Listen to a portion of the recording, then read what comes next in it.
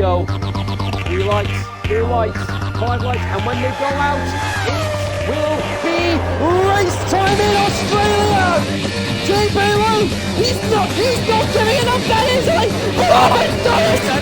What's happened? What is it out of field? What is it out of field? Are you kidding me? It's not enough! Anthony Waddington wins! They're going one way, and Anthony Waddington into the wall!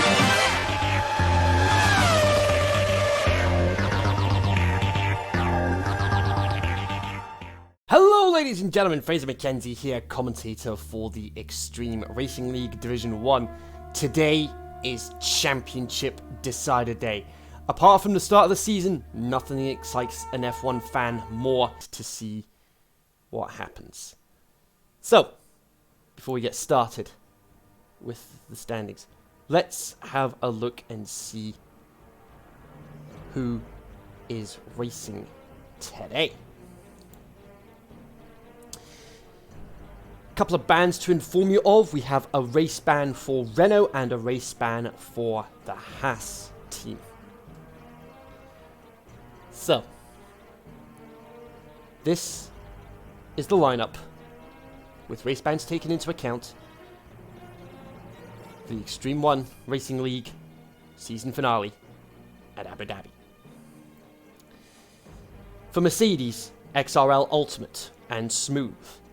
Ferrari, Mr. Wyron, and TOTD 90 Liam. Red Bull, our championship leader Mechanical Sack, and his teammate Anthony Waddington.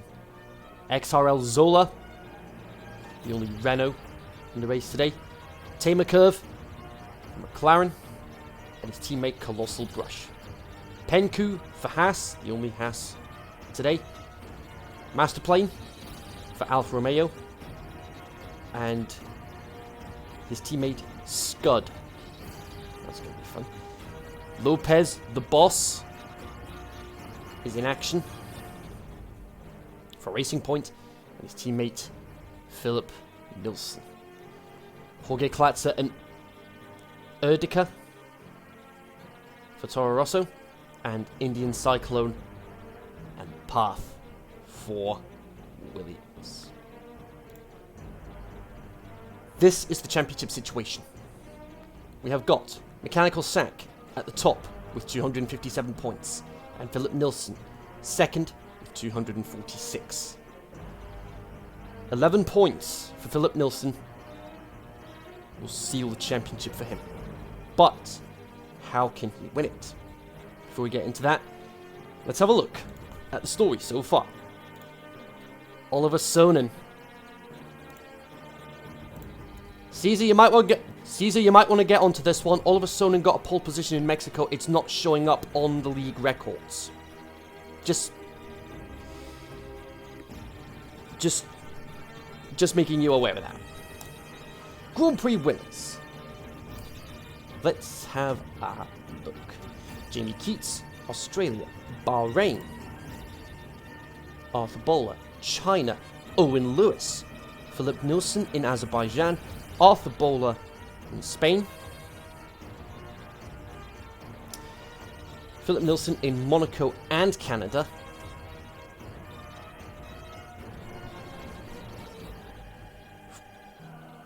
Bauer in France.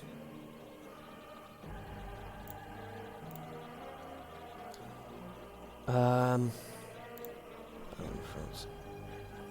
Austria. Who won in Austria? Austria. Pete Polini. Dean Barry. His only win of the season for Ferrari. Ferrari's only win of the season. Chris Harley, Germany.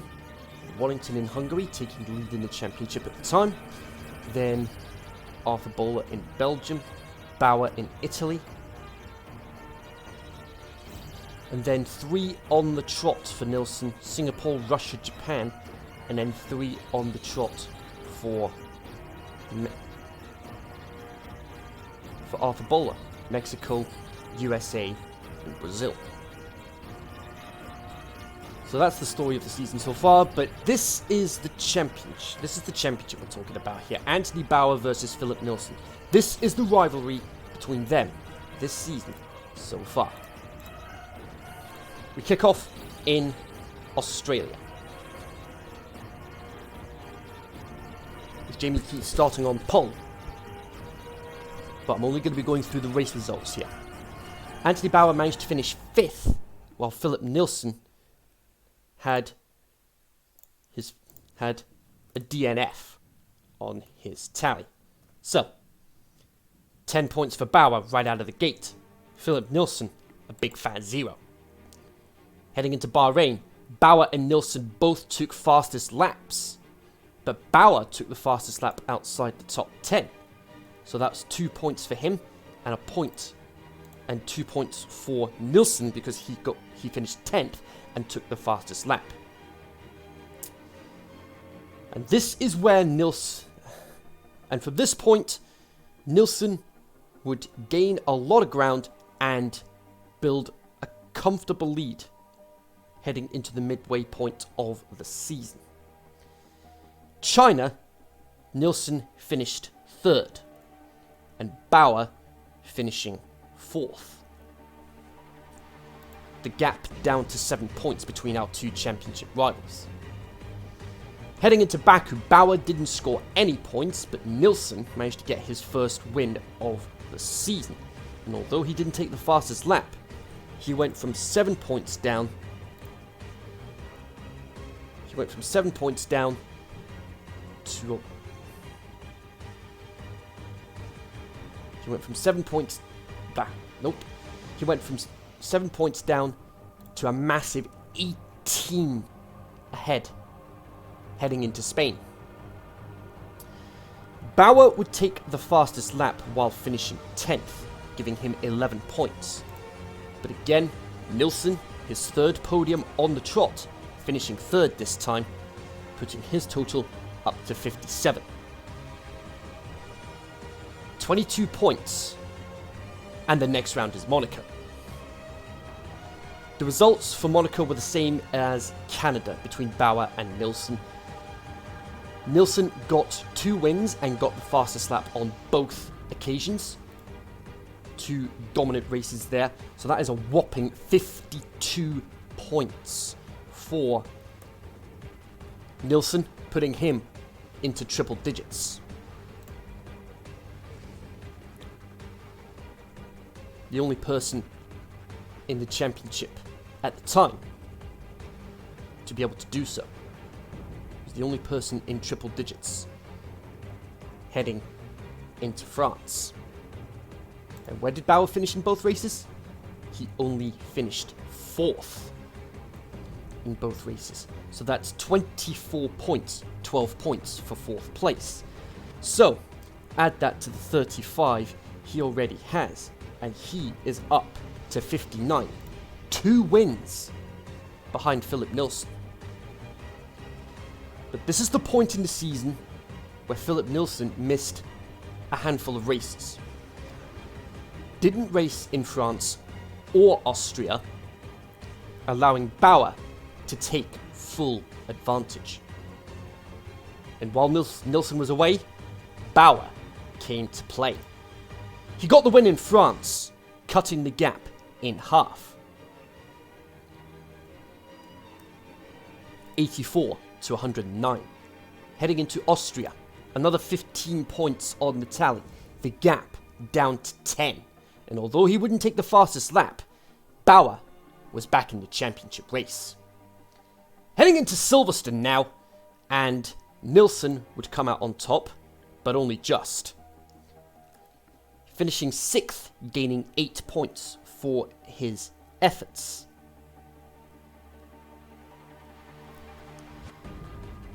Bauer only coming 7th.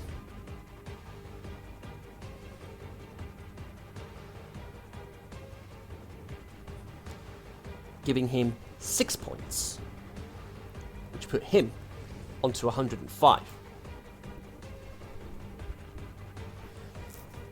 Next was Germany, another race where Philip Nilsson didn't participate.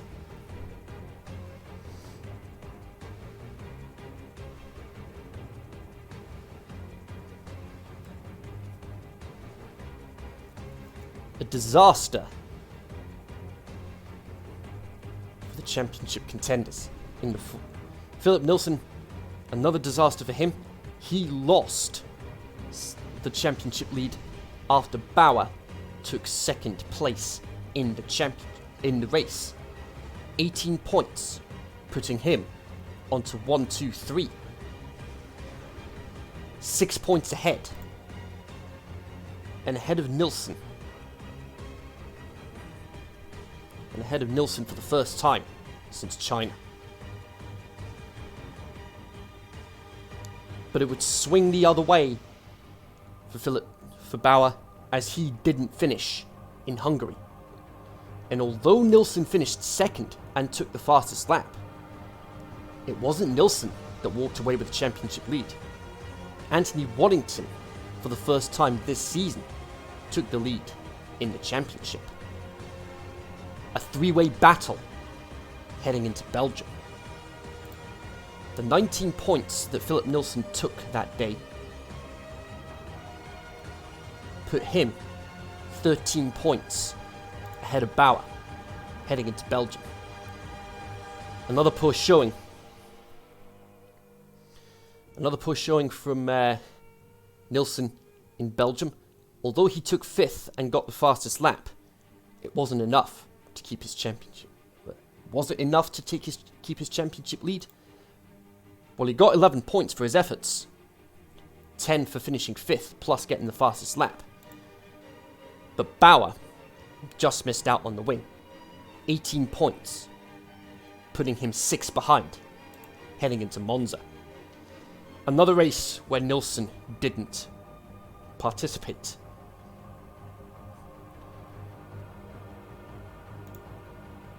Heading into Monza, Nilsson didn't participate. From this point on,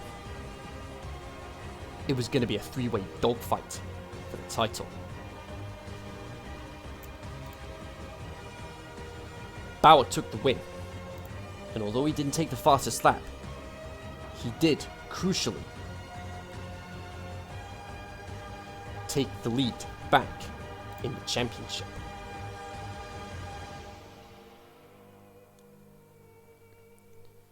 The next 3 races, Nilsson would be unstoppable. 3 wins on the trot, 75 points, plus the fastest lap at Singapore.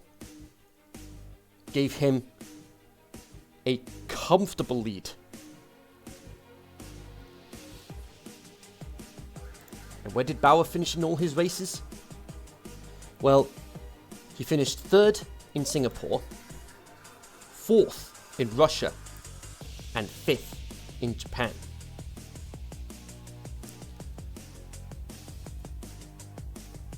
"20 points behind, Nilsson was back in the lead of the championship. But a rain-soaked Mexico would be the game changer. The first would be the latest game changer in the championship, but it wouldn't be the last. Only 6th in wet weather conditions for Philip Nilsson in Mexico that day, putting him to 231. Arthur Bowler took the win that day, but Anthony Bauer took 2nd place. And with that, closed the gap considerably in the championship.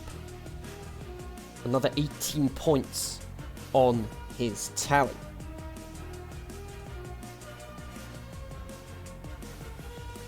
Putting him just 9 behind, heading into the USA and Austin. An emotional day for the Americans that took part in the race that day, but they put on a great show. Another rain-affected race, and Nilsson didn't finish. Waddington was still hanging on to the slimmest of margins, keeping himself in the championship hunt. And although Waddington finished 8th, it was the 2nd place for Anthony Bauer that secured Red Bull their Constructors' Championship. Another 18 points for Anthony Bauer. He put him 8 points ahead it looks like it was going to be a two-way dogfight. 8 points, the margin. Another rain-affected race. And although Nilsson finished ahead on penalty countbacks at the end of the race, more penalties afterwards pushed him down to third. Bauer taking another second place. And this is where we are. Waddington did all he could, but 7th place wasn't enough to keep him in the championship hunt.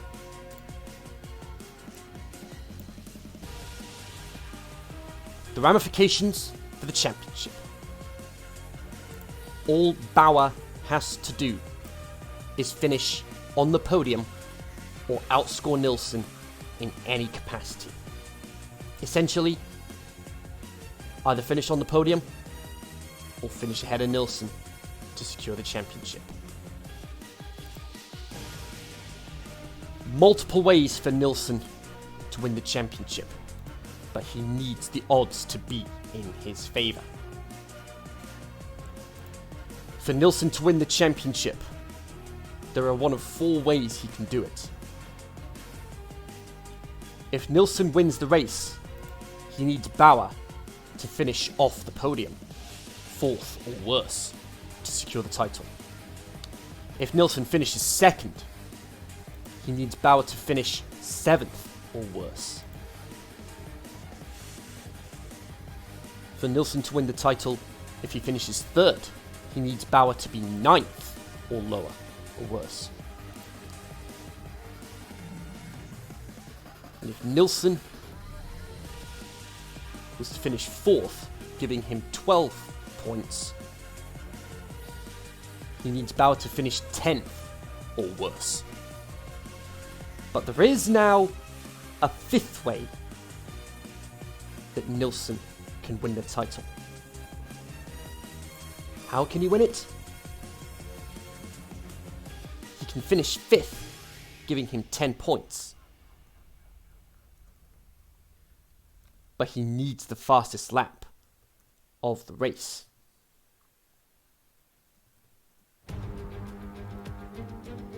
And this is the game changer. He needs Bauer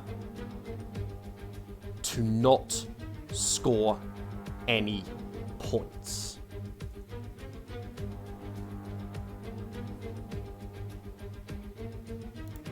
So the odds are stacked against Nilsson today, but we've seen his pace all season. It's going to be a clash of the Titans as the sun sets on Extreme Racing League Season 2. Sorry. This is one you are not going to want to miss. Tune in this afternoon for the epic season finale. It's Bauer versus Nilsson, championship on the line. Who's going to come out on top? You'll have me and Matt Anderson calling the action for this epic clash of the Titans. Stay tuned this afternoon, because this is going to be a barnstorm. I'll see you guys later. Bye-bye for now.